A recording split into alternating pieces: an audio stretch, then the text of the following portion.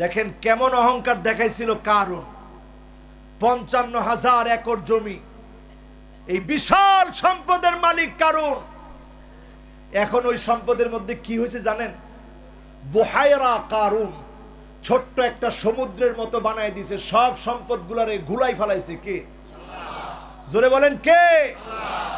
আল্লাহ যখন অর্ডার করলেন ফাখাসাফনা বিহি ওয়া বিদারিহিল আরদ, জমিনকে যখন বললেন জমিন ধরে ফেল, গিলে ফেল, খেয়ে ফেল, জমিনকে যখন ধরার কথা বললেন, যিনি মুহূর্তের ভিতরে কারুনের সম্পদ ধ্বংস করে দিলেন তিনি কে?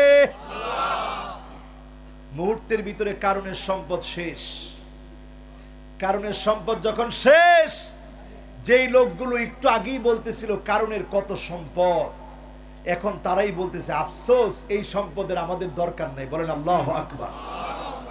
সেইখানে গেলেও আপনারা অবাক হয়ে যাবেন। ৫৫,০০০ একর জমি, পুরাটা জমির ভিতরে সমুদ্রের মতো বিশাল একটা ছোট্ট সমুদ্র আল্লাহ বানিয়ে দিয়েছে, নাম হচ্ছে বুহায়রা কারুন। সেখানে মাছ আর মাছ, সব দিকে মাছ আর মাছ।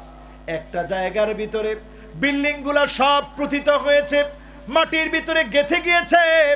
একটা জায়গার ভিতরে বিল্ডিং আজ অবধি গেঁথে যায় না, একটা বিল্ডিং আজ অবধি দাঁড়িয়ে আছে।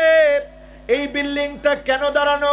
ইতিহাস বেত্তারা মুফাসসিরিন কেরাম উল্লেখ করেন, এই বিল্ডিংটা এই জন্য দাঁড়ানো, ইন্না কারুন কানা মিন কওমি মূসা। কারুন ছিল মূসা আলাইহিস সালামের সম্প্রদায়ের একজন। মূসা আলাইহিস সালামের সম্প্রদায়ের একজনের নাম ছিল কারুন। ইবনে আব্বাস রাদিয়াল্লাহু তাআলা আনহু তিনি বলেন, তিনি ছিল মূসা আলাইহিস সালাতু ওয়াস সালামের চাচাতো ভাই।